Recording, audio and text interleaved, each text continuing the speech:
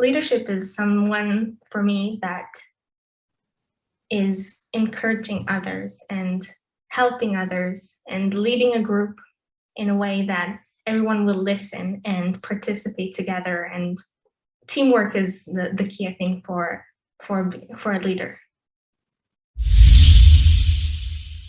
I always tell to myself that if I let fear overrule me, then I will miss out on so many things. Opportunities might never come back. Welcome to another episode of my podcast, She Unplugged. I've made it my mission to inspire you to live your dream to the fullest as the CEO of your own company, as a solopreneur and entrepreneur, or somebody who works in a team. This episode is again a special because I've invited a young lady who previously participated in the Girls Gearing Up program.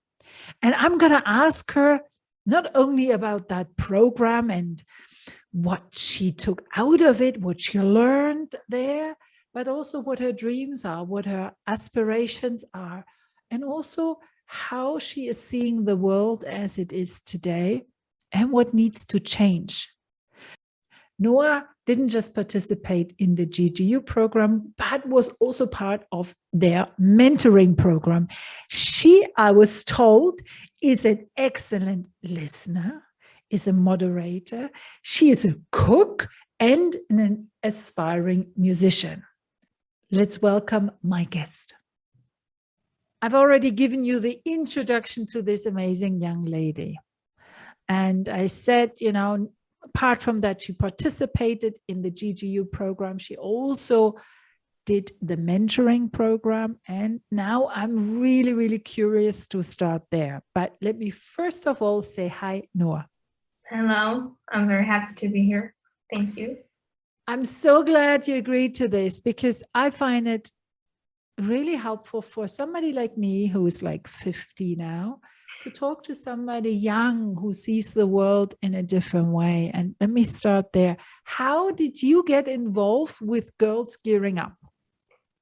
Well, I was born first in Israel, my home country, where I live now.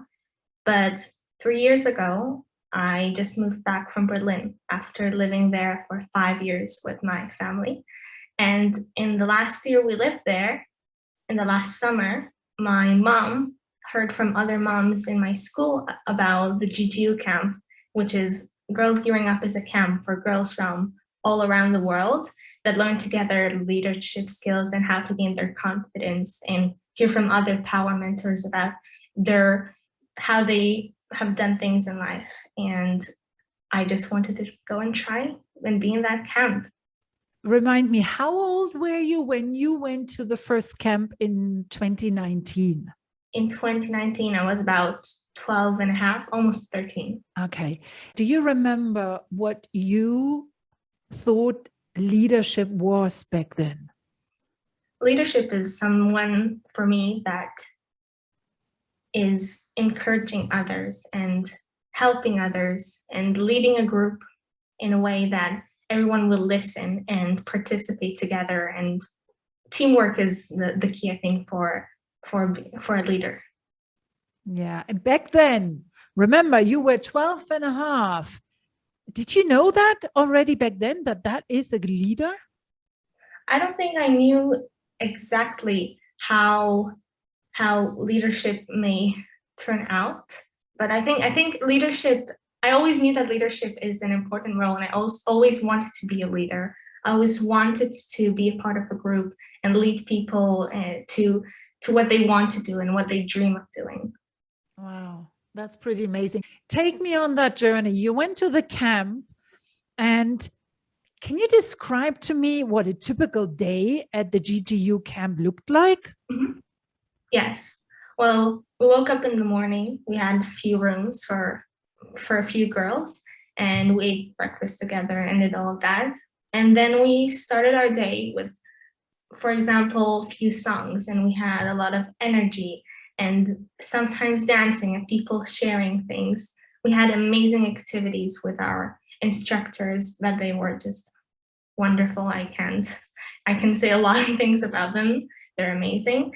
And what I like about Juju the most, I think, is us learning together new things, hearing things, gaining our confidence and courage to try. I think trying is something I've learned the most from Juju. Okay. Can you remember one example where you had to try something new and you were scared and maybe you didn't want to do it? How did you handle that situation? Well, I always tell to myself that if I let fear overrule me, then I will miss out on so many things. And so I say to myself, well, what's the worst that can happen? Worst case, I can try something else. That's pretty amazing. But have you got a specific situation that you remember where you thought, I took a deep breath but I was scared a bit, but I still did it? Yeah, I think there are a few parts of myself where I felt that feeling a lot, mostly with moving. And me coming back here 3 years ago was a hard time coming back to my home country, but me not knowing even how to read or write in my language since I moved in a very young age. And that was a very big fear of me coming to a country where I don't know the real culture of teenage kids in my age. Going to a new class was very stressful. But I said to myself that, well, just go out there and try. That's the best thing that you could do right now. I think a lot of adults can totally relate to that, because Yeah. when we try something new, I mean, I know I'm still scared of situations, and your approach I find so valuable to say, well, on one hand, what's the worst thing that can happen? That's a really, really good question, because usually the worst thing isn't that bad. Yeah. And then so the fear gets a little bit of another argument, but also to say, I don't want to lose out on life. I don't want to lose out on experience. So that is so valuable to always keep thinking that. You did the program, the Girls Gearing Up program, twice, once in 2019, once 2020, the online version, and then the mentoring program. Now, what did you get out of the mentoring after twice having such an amazing camp experience? Well, the mentoring program was something completely different, but in a good way. It was amazing. My mentor, she taught me how to present and how to be a presenter in front of a big audience. And we worked together in learning how to create good PowerPoints and learning how to speak in front of people, creating a speech, things that I could improve in my talking and my speaking. And I think she helped me a lot with learning how to structure things and how to gain the audience attention. When could you put that to use, actually? I think that mostly now, me as a student, I'm in 9th grade right now, I'm almost finishing. And in school, we present a lot in front of my class or even my grade. My grade has about 400 kids, and that is a lot. So if I present in front of them, or if I perform through music and stuff that I do as well, this really helps me. What are you actually studying, Noa? I'm studying in my school right now, and I'm in the diplomacy class where we learn about things that happen around the world. And also we learn different languages as well, except for Hebrew here in Israel. I learn English, Arabic, and Spanish. Wow. And being with kids that actually like to learn a lot is very fun. Being in a community where people are very attracted to things that I love too is very nice. Yeah, I can relate to that. And it's so interesting because you're living in Israel, and I just keep remembering I nearly would have gone to Israel to do my PhD there. I had the scholarship and everything in hand. So it's just bringing up a lot of memories for me too. You know? Wow. Yeah, I was so close to go. Anyway, when you look back, Noah, from 2019 when you did the first time the GGU camp, Mhm. and now we have 2022, how did you change as a person? What skills did you add to your portfolio? How maybe also the character changed? What can you say to that? Well, before GGU, I think I was a very shy girl. I'm still am, but I was much more shy. I think I was scared to try more things or even enter different classes in my school when I was in primary school. And I think GGU helped me. I said again, try. I think a power mentor said in GGU once a very important sentence that takes me until today. I'm still stuck with that. And she said that opportunities might never come back. So you have to at least try them because you never know if you'll have the chance to do them again. And I took that sentence into my heart. And until today, 2022, I use it and I always think about that. And it's interesting, and I make the circle to what you told me just before we started our podcast. You said it's the first time you've been on a podcast. Yes. And you're nervous, and still, and that is, you know, exactly, this opportunity might not come back. So you take it. Exactly. So that's, I mean, you're really living it. It's not just like a theory that you've heard from a mentor, but you're really living it. And that is very inspiring at your age. Thank you. Now, let's just move away from GGU and let's look a little bit at the broader picture. You're living in Israel. Before you were living in Germany, so you do have an international perspective. Mm-hmm. Where are the biggest challenges in our world right now? I think that for me, what I see a challenge in our world, out of all the coronavirus pandemic that the whole world is still dealing with right now, I still think that a very big problem is climate change and global warming. That is a big factor, and I still see it all around. And some people don't really still know about it, and that's that part of it. And some people don't want to believe it. And the government also doesn't always have the time or doesn't want to solve it right now as well. So I think that's one of the biggest problems we have right now in the world. And how do you see us finding a solution to that? Because sometimes I wonder, well, we've been talking about climate change for such a long time. I'm personally, I'm a scientist, so I don't doubt that, but I'm a scientist. So I've got that mindset that I actually do believe scientists. How do you think we can tackle the problem, seeing that politicians are worried about going down that aisle because they might not get reelected, industry being worried about losing money? What can we actually do?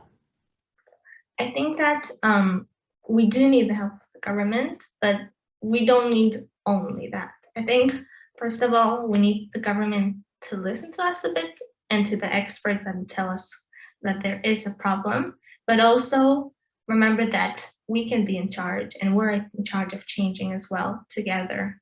But we have to work together as well to make that happen. And I do believe that the government, what they could do is maybe add, for example, classes in school, teaching younger kids about the problems we have around the world and how they can see it in a different way and maybe find solutions from a young age. I think that would really help us in our world. That brings back a memory. I did a trip to Bali during our world travel, and there are two, I think, sisters, I'm not sure, but two girls. Back then they were, I think, 10 and 12, and they were living on the island, and they were worried about the environmental issues due to the plastic bags and the plastic waste that you find around there. I mean, it's terrible, you know, on the beaches.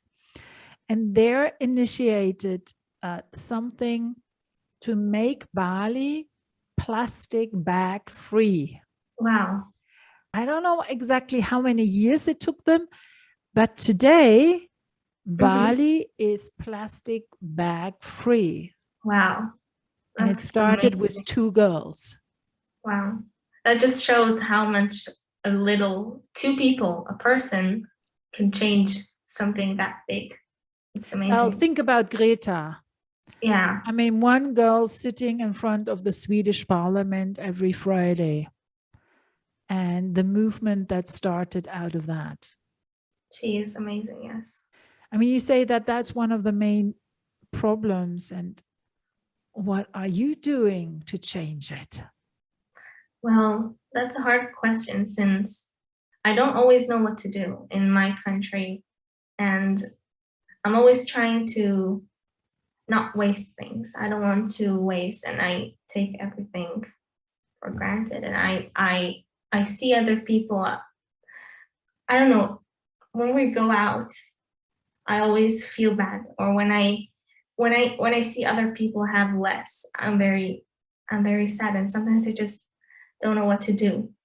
And that's a big part where I'm just stuck in the middle of this whole situation. If we dream up your perfect world, what would that look like? A perfect word for me would be, well, it's totally not realistic, of course. No, let's just go big. Let's Yeah. just really go big. In an ideal world, what does that look like for you? Well, except for peace, of course, which is an important thing for me. I also think that equality in gender or in if it's financial equality around the world and a safe world for everyone, for next generations to live in. That would be my dream perfect world. What role would you like to take in making that vision reality? Well, I personally love music a lot, and I play instruments. I play the piano, guitar. I sing as well, and I also like writing my own songs. And I think songs are other ways of taking action or saying things in a different way and in my way, in a more artistic kind of way. And I wrote a few songs, and sometimes they're mostly from what I experience in my life. If it's after bad days, or if it's after me just feeling very happy. It depends on the time, or if I get to a cross point where I don't know what to decide, I write songs and take my feelings and spread them like that. And that's how maybe I would want to share and spread the word, or try to tell the world what's the problem and how we can fix it. That moves me. Now, tell me, is there a chance to listen to any of your songs already somewhere on YouTube, maybe, or Spotify? I have an Instagram account, and I'm trying to post a few songs on Spotify, I hope very soon. Well, I will make sure to link your Instagram account underneath the podcast so we can listen to your songs. And I find that artistic way of talking about also very difficult topics, but also beautiful topics, of course, but also difficult topics. I find something beautiful because I think music, art in general, has something global, has something that connects us. It's the culture. Yeah. It's the culture. I think that everyone has different cultures, of course, but we have something that is related in them, and music is one big part of it. It doesn't have to be extremely the same, but music in the end is a heart for many people. Yes, I can see you moving people with these songs. So that is a beautiful vision that I have. If you were talking to, let's say, the generation just after you, what lessons can they learn from you? Wow. Well, I have 2 younger sisters too. They're a bit younger than me. And what I would like to say to younger generations is first of all, try to chase your dreams. And to chase your dreams is not that easy, of course, and you have to work hard for them. But I think it's the most important thing to do something you love to do. And also, I want to say to younger generations to always try the opportunities that you have in front of you. Don't let fear overrule you. Just go ahead, get out there, and do whatever you love to do. Even if it's a bit scary, even if things look a bit hard, you can just go out there and chase your dreams.